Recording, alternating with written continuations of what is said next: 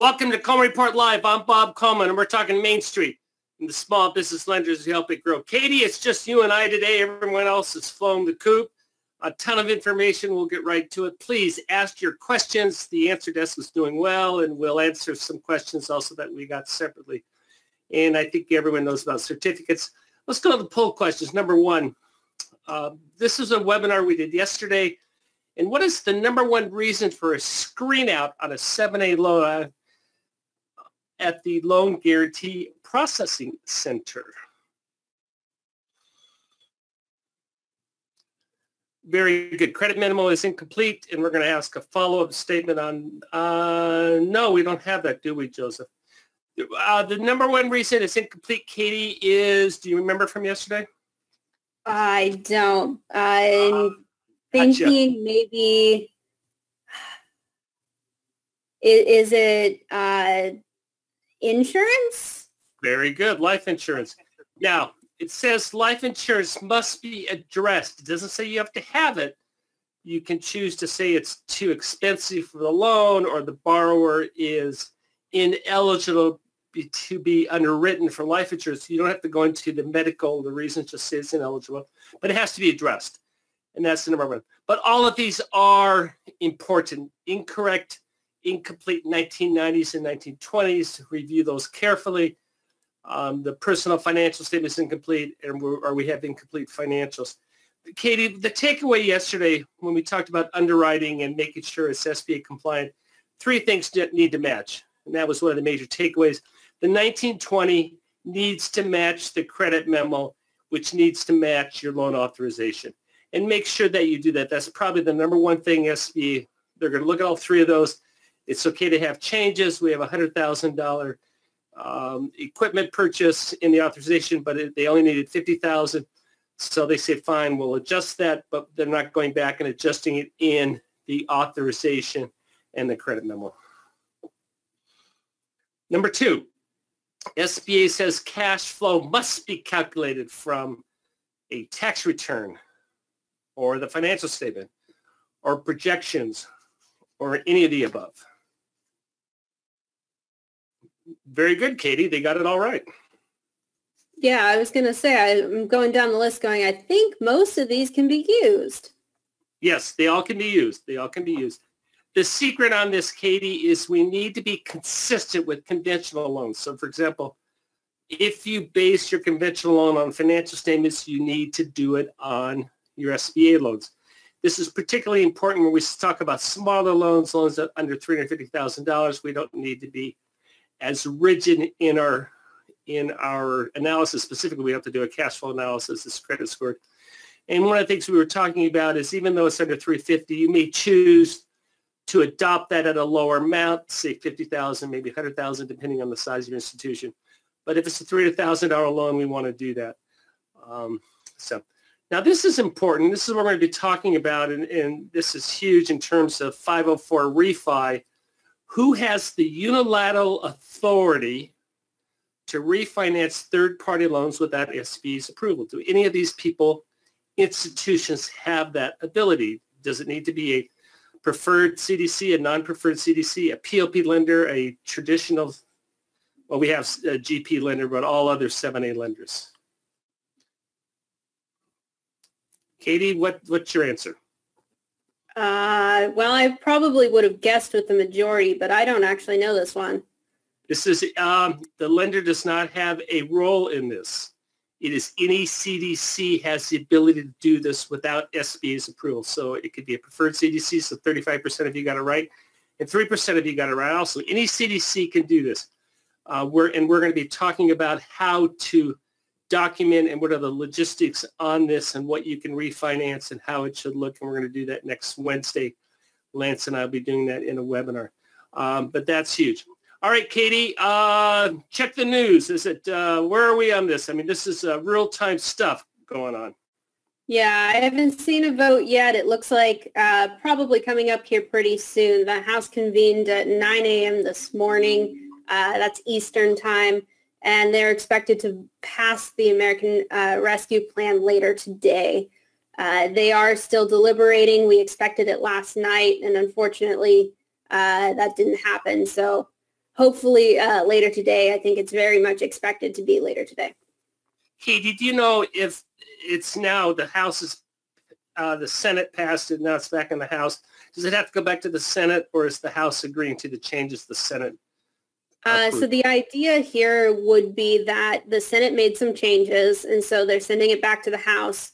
I haven't seen any proposed changes that the Senate's introducing now, so most likely they're just going to be looking at the new bill that the Senate passed and probably passing that particular bill. Of course, they can introduce other things, but I believe it's going to probably be the same thing that the Senate already passed. Well, we'll have John Riosti of American Banker on tomorrow, and hopefully this will be done. Hey, Katie, nice job on this chart. This is Katie's work. 2.7% of the stimulus. That's an awfully low percentage, in my opinion, Katie. Yeah, that might be a tiny bit off because we are still, like I said, we haven't really seen the final bill. This is based on what we know so far of what the Senate's announced. That might be closer to 3% by the end of this. But it is just a very small amount compared to the other things in the overall bill, such as stimulus checks, unemployment, education, things like that are all far larger programs. But remember, the small business portion of this is added on top of what we already have received for small business, which is a lot of money on top of this. So it isn't really just being forgotten. It is just more money being added to this. Katie, it was exactly 1 year ago this all hit, and if you told me a year later, we would be just saying how disappointed we are that only $50 billion on the second or third draw is going to go for Main Street, you all would have committed me. But we have so let's get it where it's needed. I mean, the poor restaurants, there's as things open up, they're going to start doing better. But we don't know what that grant program looks like. We don't know if it's a loan or if it's a grant, do we? The $28 billion. We actually do. We know it's a grant program. Okay. Yeah, it's up to $10 million, $5 million per location, and I believe they can have I think 10 locations total. So it's going to cap out at 10 million pretty quick if you've got larger operations. It's calculated based on 2019 and 2020 revenue, and it's going to be reduced by PPP loans. So it's not going to be the most ideal thing to couple with a PPP loan. But if there's a business that did not get a PPP loan or needs a little more money, that will be a great program for them to go through. Yeah, and I know the SBDCs will be all over this in terms of advising their clients on the best way to do this and what to do. The question I have on this is, this $28 billion, is this forgiven? Is it a grant where it's a one-time and it's forgiven, or it's a loan where the lender has to worry about cash flow? Do we know that yet? Yeah, so the Restaurant Revitalization Fund is a grant program, so we're not going to really have to worry about the forgiveness process or anything like that. It's going to just be that it's a grant. So there's no returning money, no paying it back. It's not a loan. And the restaurant, there's two restaurants that I've gotten to know the owners very well, and neither of them knew about this. So it's going to take some education, and we'll certainly get that out there. $7 billion to expand PPP. What are we talking about on that? Yeah, so that's mostly going to be trying to get to some of those groups that have historically not been able to get PPP as easily. Of course, with some of the recent changes, that has fixed some of the issues, but that is focusing mostly on sole proprietors and things like that, and just the smallest of small businesses. It's not going to reinstate PPP for an extended amount of time or anything like that. It's mostly just adding a little bit more funding to the program. Probably in the coming weeks, we will see some kind of legislation drafted to extend PPP, but that is not included in this plan. And hopefully that goes beyond March 31st. Shuttered venue, they've been talking about this for a year. I'm glad to see that that's happening. That's definitely a lot of entrepreneurs are being hurt. a lot of main streets are being hurt, where the theaters, the wedding reception halls, concert venues. It's tragic in terms of what's happening. So glad to see that's going to be done again. That'll be a grant program. I've had some questions on this. I know SBA has done some webinars on this, but again, the purpose on let's wait for the final guidance. What's interesting, Katie, and I don't have the numbers at the tip of my fingers here, but I do know that $1 billion for administrative needs for SBA. If you go back over the years, their budget for administration was well below $1 billion. So that's very impressive in terms of they are funding the infrastructure to get this done. And as we mentioned the other day, they're going to be hiring a lot of people. Right. And some of this, they have actually already hired a lot of people to work remotely and things like that. I don't believe this program could have run as smoothly as it did without some of the additional hires that they took on. And they're going to continue needing some of those people for managing this after the program's over, trying to manage fraud and reduce fraud, catch fraud in that case. Those things are going to continue to be a concern. So it is important to make sure that there is administrative funding.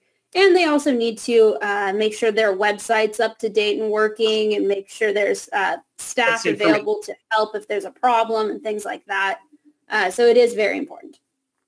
And of course, we love the name of the Community Navigator Pilot Program. We'll figure out more what that is. But we assume that's some sort of outreach and letting people know what's happening on it. Anyway, nice on these charts. Very, very impressive. Changes to microloan. First of all, what definition of a microloan, Katie? Oh, gosh. I don't know it. Microloans are traditionally under $50,000. They're smaller loans. Says the maximum loan amount is temporarily increased. And these are for intermediaries. So what happens is the SBA will loan the money to an intermediary who specializes in this type of lending. This could be a CDC, a CDFI, specialized lending institutions. So I know that's a huge, huge deal in terms of getting capital to these smaller entrepreneurs. So a year from now, when we're talking, God willing, that we don't have a main street where every other property is boarded up.